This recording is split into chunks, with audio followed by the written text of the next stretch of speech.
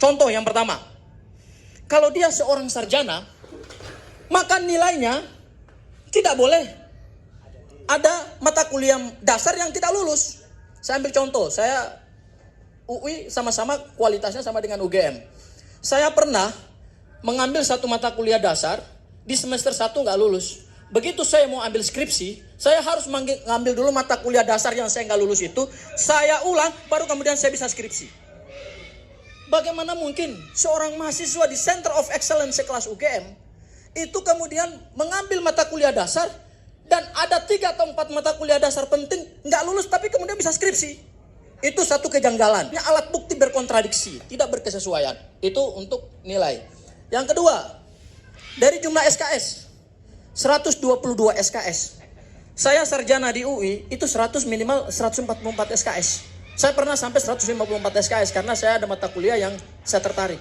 Lah kalau misalnya UGM menyatakan Jokowi adalah mahasiswa program sarjana, harusnya transkrip nilainya juga itu mengambil mata kuliah yang menunjukkan dia seorang sarjana.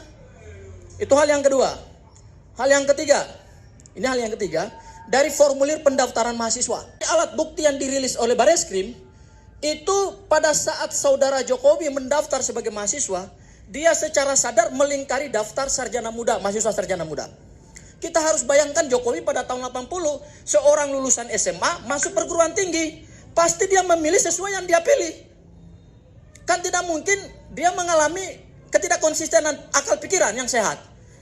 Saya mahasiswa program sarjana, padahal di situ di lembar kalau kita lihat yang dirilis Bareskrim, itu kan ada option sarjana. Kenapa dia nggak lingkarin sarjana tapi dia lingkarin sarjana muda? Dan yang terbaru lagi Mas Roy, ya termasuk juga registrasinya sarjana muda. Dan yang terbaru lagi, kita ngikutin kemarin diskusi Profesor Kunchoro ya. Itu Profesor Kunchoro dengan tegas menyatakan bahwa yang dirilis Bareskrim Polri itu adalah sarjana muda.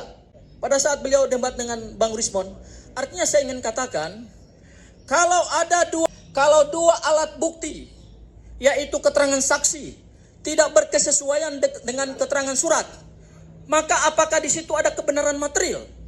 Dalam pidana yang dicari adalah kebenaran material. Apa itu kebenaran material?